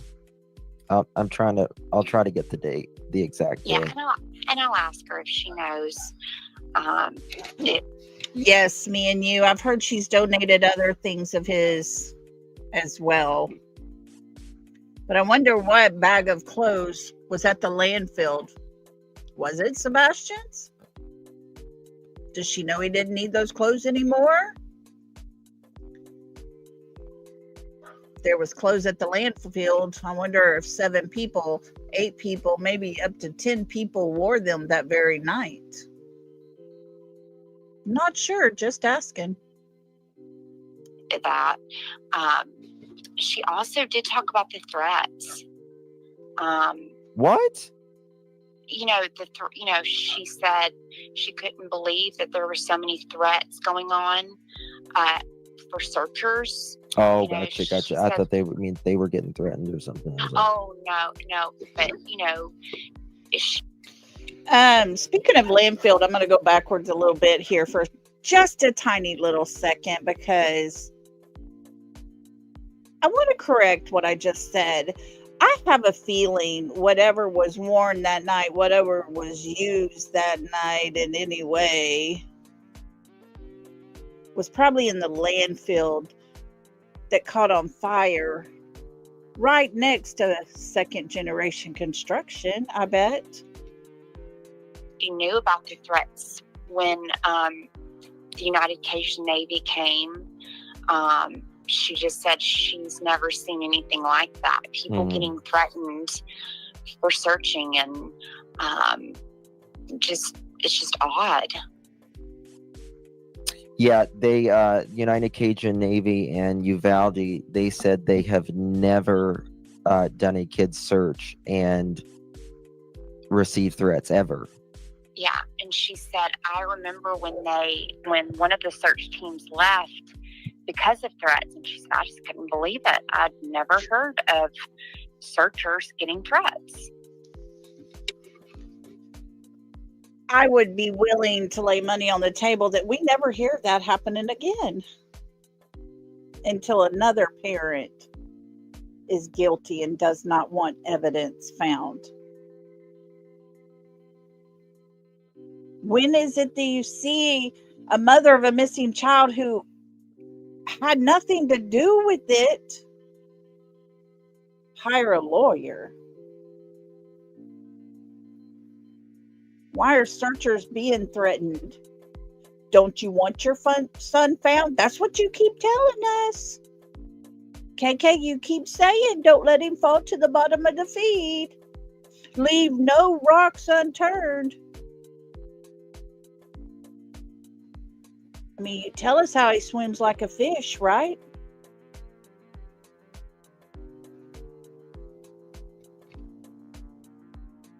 But yet, those people were physically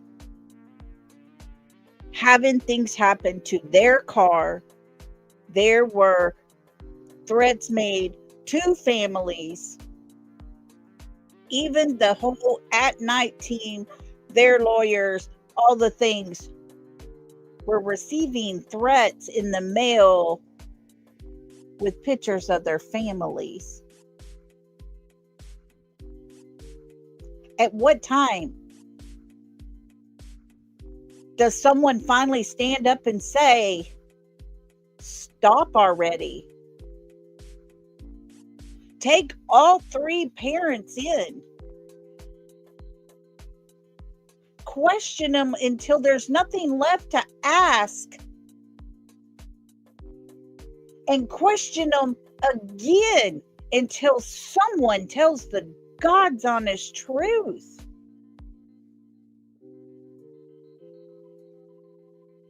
Folks, it's plain as day.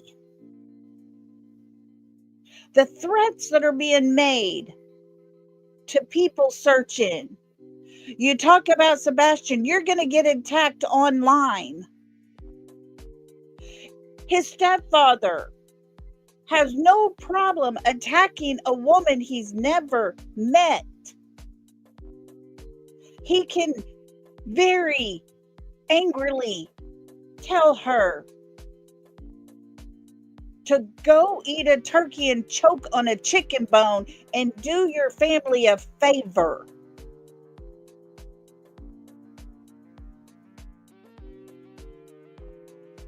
Come on already.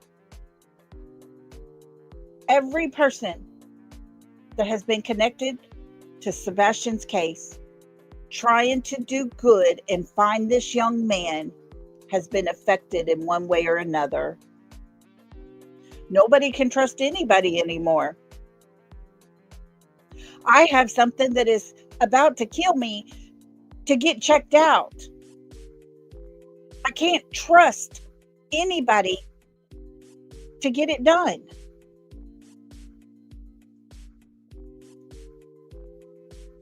Because I don't trust that they would go and move things around if it was found. You don't hear about that in any case ever. But we're hearing about it in Sebastian's case. And so, and you know, Looking for a kid? No.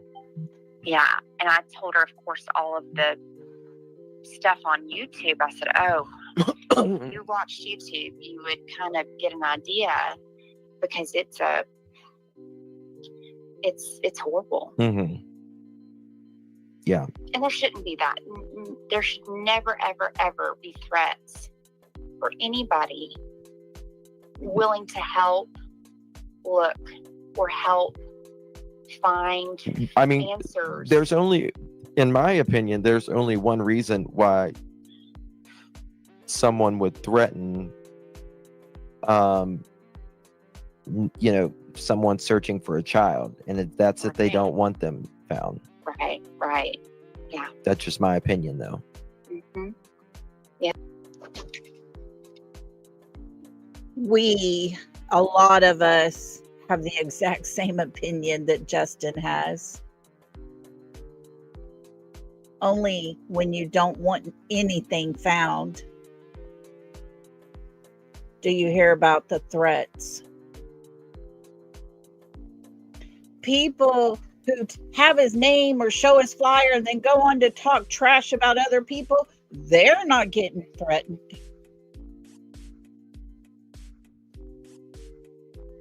Just those of us who are trying to do good and help find Sebastian.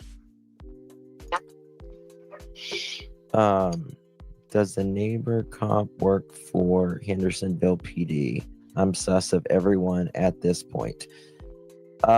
He's a reserve, the neighbor cop. He's a reserve.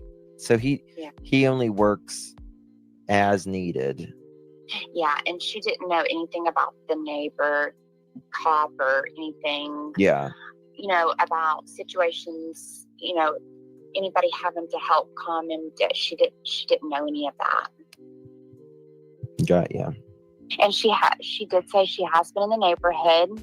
Mm-hmm. She wanted to see for herself. I mean, and she works right next door. So, people think that their neighborhood is kind of in the middle of the woods, and it's really not. No, it's not at all. It's very populated. Yeah. It's beside a new construction, and the school is right there. The fire department. Yeah. So, and it's a KK just passed by. In the beginning, they make it out like, we live way out in the country. It's dark out here. We don't have street lights. No, their neighborhood doesn't have street lights, but every home has floodlights on them. So does theirs. They just happened to be off that night. Just happened. Coincidence, Just like their cameras that were on their home happened to not be on their home that night. Just like the front porch light that stays on every night, according to all the neighbors. But that night, it didn't work. Exactly. Night vision military goggles help in the darkest, deepest times of night. Just saying, Mr. Chris. Right. And Long Hollow Pike is it's a long road, but that area, especially in the morning when people are going to work and going to school, I'm sure that's a busy intersection through there because it's right. When you're having to go to school, I'm sure that intersection does get kind of congested. But I just can't understand. Again, like she said, how does someone go missing in this time without anything left behind? Like nothing, no trace of anything. Right.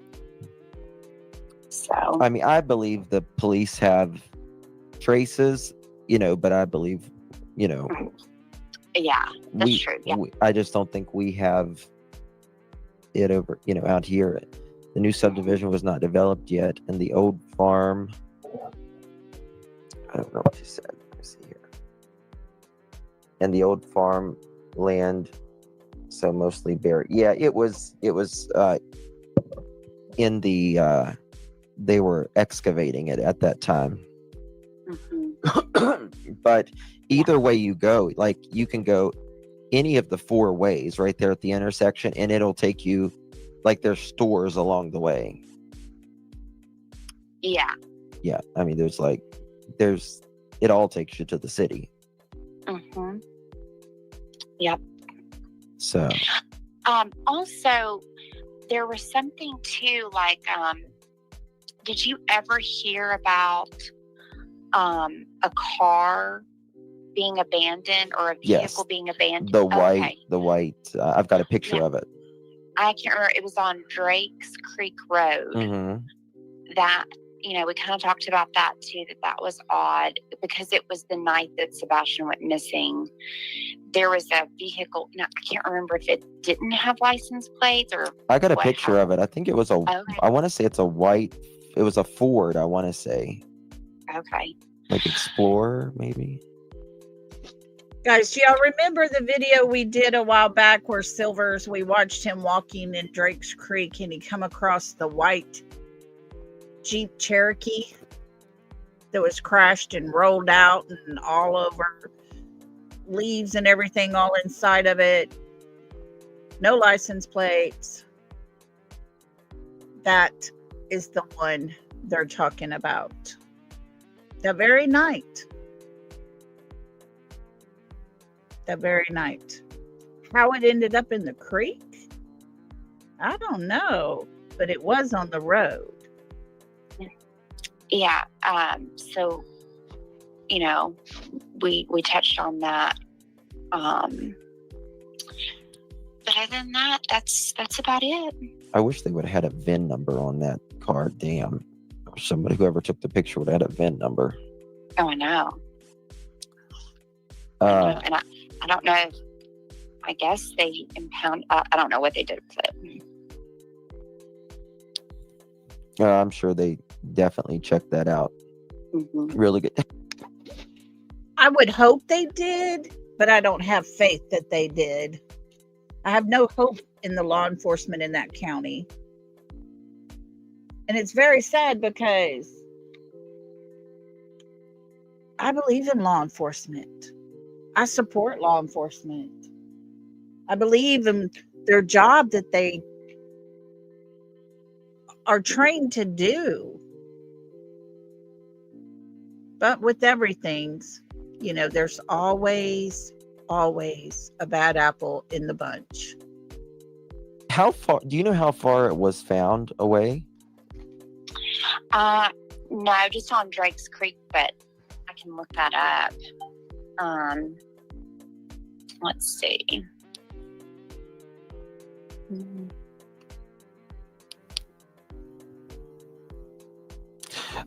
No, Marina girl. He never had any school issued technology that he could bring home. Mm-mm. He was virtually the only kid that didn't. Right.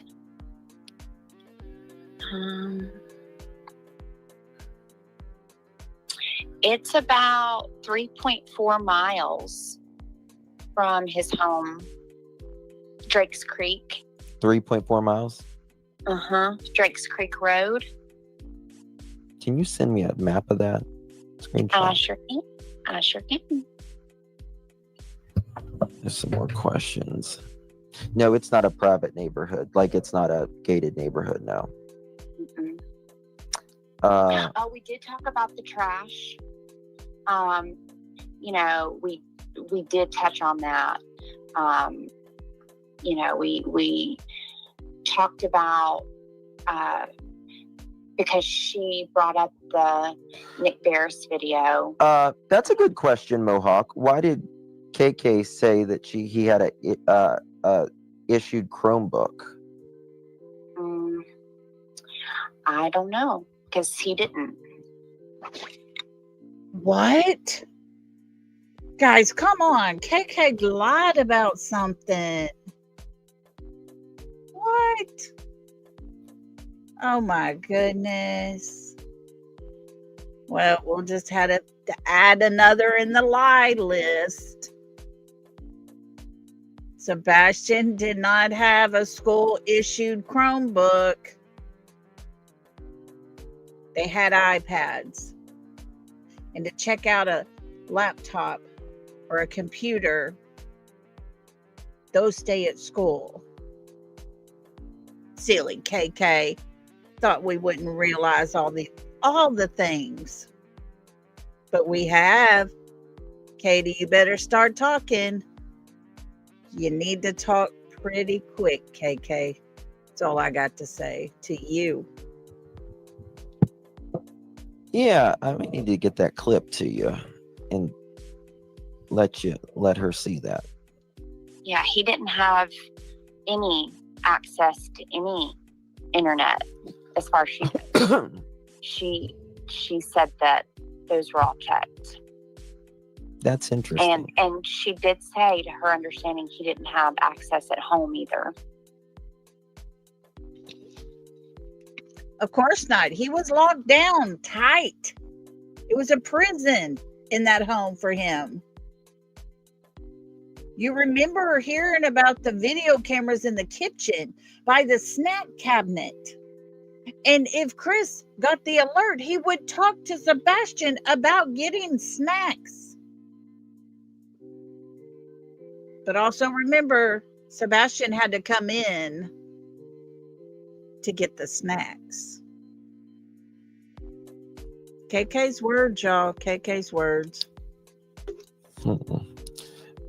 Edgar said in a more recent interview that he took, I think it was Sebastian's phone away, and because he, quote, didn't know how to behave, and he said, KK said, when are you giving it back? And Seth said, it's kind of been long enough. And he said, you have Sebastian come to me.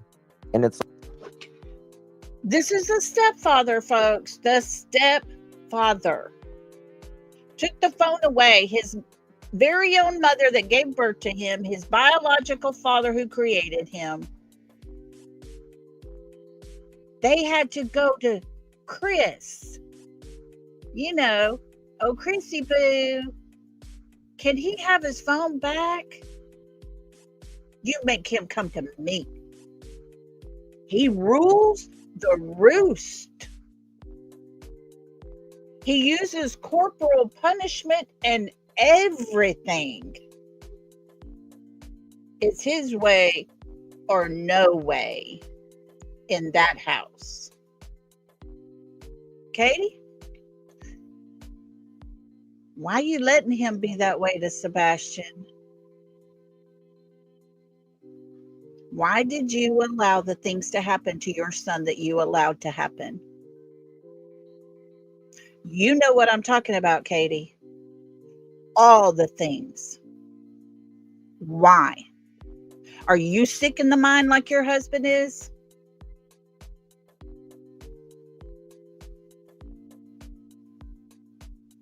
For the parents of a child has to ask a step parent is uncalled for.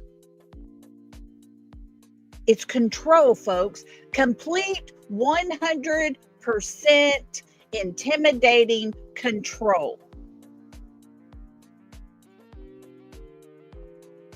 Mr. Chris lost control when he was told not to come back into that house. I bet you. And Sebastian had to pay a price. But friends, don't forget, his mother drove him home that night to pay the price.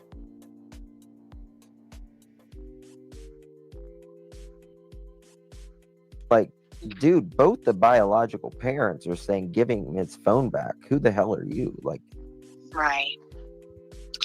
Well, I mean, that kind of just tells you where KK's loyalty lied. yeah. If she wanted to,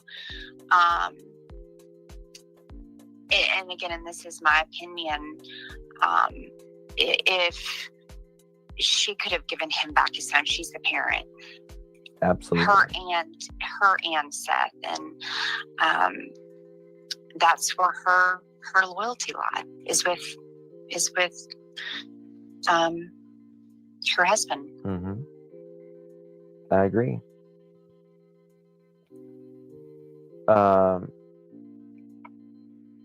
Yeah, he was spending allegedly too much time on YouTube videos.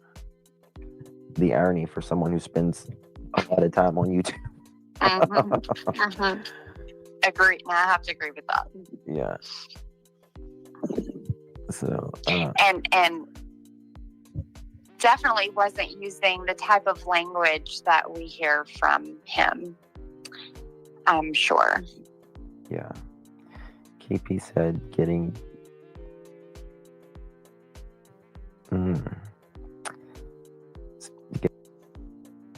All right, guys, they just talked for just a little tiny bit more, not much to that. Thanks for Justin at Clutch the Pearls for speaking with that person and being able to let us hear all the things. I see in chat y'all talking about CP asked Dolly to help him search. If I was Dolly, I would be very careful. Everyone connected to CP is and has been looked into quite closely these days.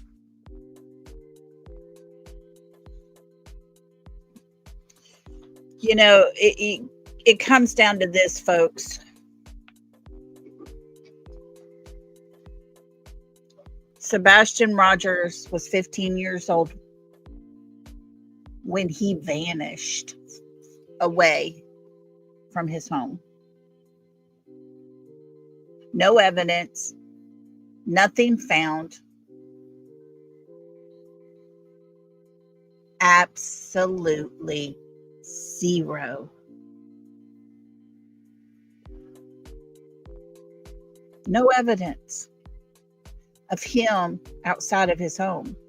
Just as if he was living there. There was no evidence a child even lived there. It's just the same. Nothing outside of that home. But from what we are hearing from people that live around the area, there's not much of Sebastian left in that home anyways. Hasn't been for quite a while. Thank you so much, me and you. Oh, you're welcome, Retha. I know it was mentioned that you would like to hear that, so I went and found it. I sent Justin a message. I hope he doesn't mind me using it. He didn't reply, but we used it anyways. We tried to do it all correctly and all the right things because we don't want nobody mad at us for using their stuff, but we are thankful that we had it and we could listen to it.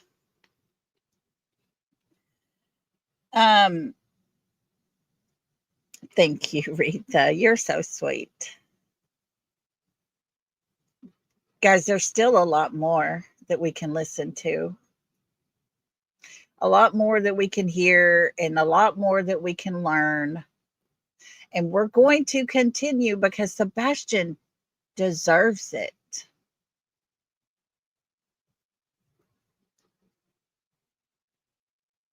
I know, right, Sandy? That's what I probably figured too. I just put out a little warning. Like I say, I'm sitting on something that could possibly be huge here. Something that could be potentially incriminating, and yet I don't even know who to trust to give it to. I don't trust none of them. None. And that is so very sad because you should be able to trust the law enforcement agency that is over this case.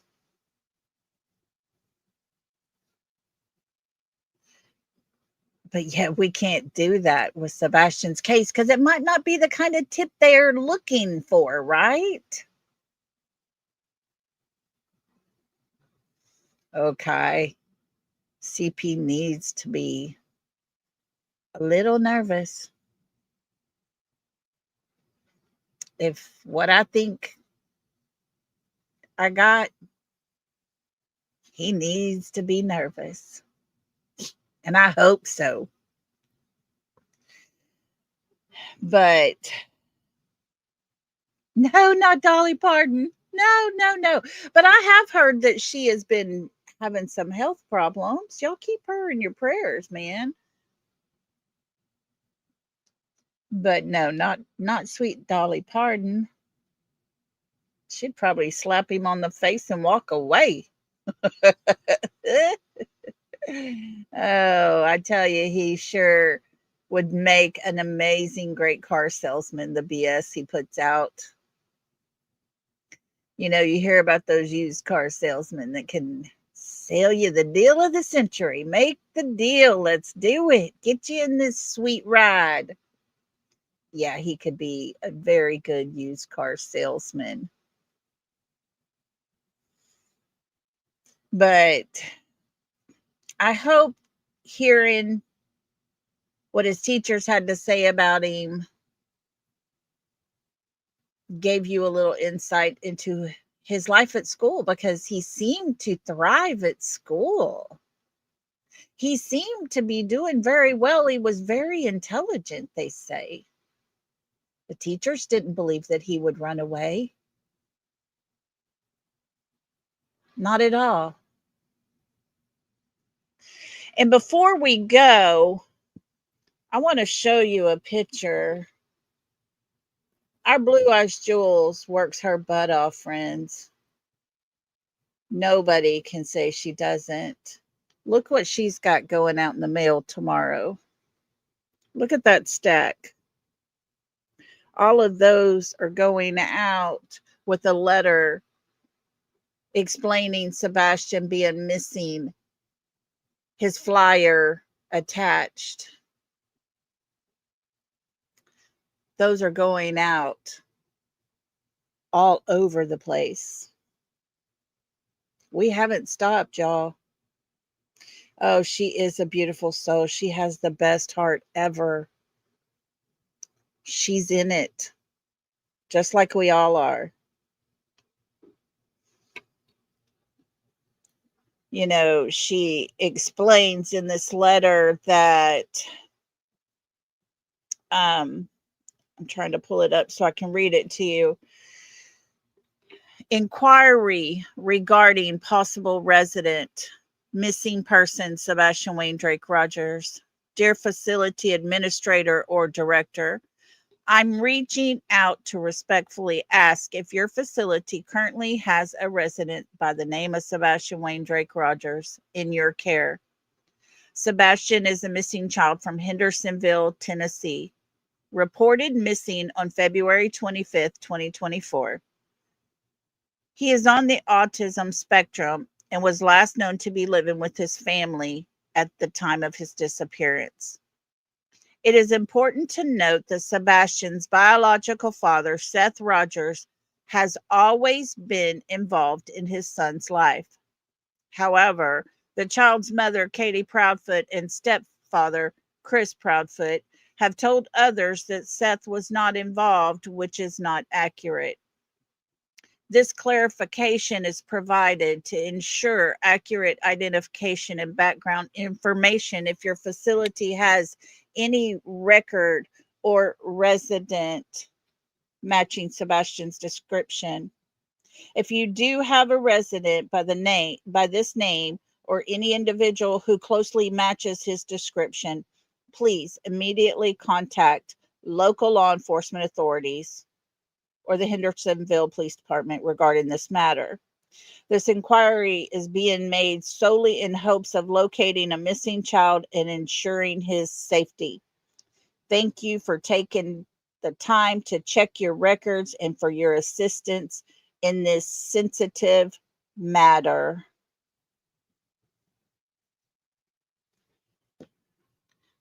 Those are all going out today or tomorrow, guys, along with this flyer. People need to know. Facilities around the United States need to know to be on the lookout for the possibility that they put him somewhere. Thank you, Blue. You are not thanked enough for all that you do. Each and every person in here, y'all make a difference. I'm telling you guys, y'all matter. Even if you just show up and listen to his story and hear all the things, it makes a difference. It helps encourage those you're listening to continue on. If you're working on the 3 a.m. lights, or if you're working on sending out letters, or if you're working on making phone calls, or you're just being in every chat encouraging creators to keep going, you're doing good, because I'm telling you, it gets hard.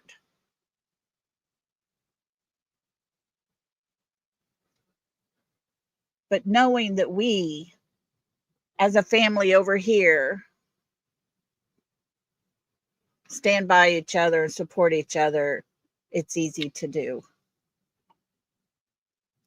So a big shout out to Blue today for all of her hard work. And y'all got to remember, she has her own medical issues she's battling. But yet Sebastian still continues to be of utmost importance in her life. Guys, I want to thank you all for being here today. I appreciate each and every person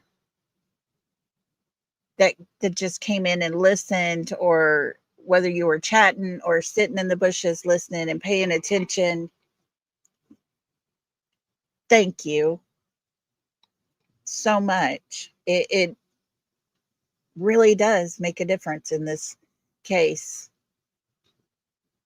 Oh, Sammy, how sweet. She says, I'm grateful for you for keeping Sebastian's story alive. Oh, Sammy, thank you for all that you do. You are so sweet. That was precious. Thank you. We can do this together, guys. We really can. And we're going to keep going. So y'all come back tomorrow. We got some more stuff to listen to, more things to talk about. So everybody, have a good night. Stay safe out on these crazy YouTube streets.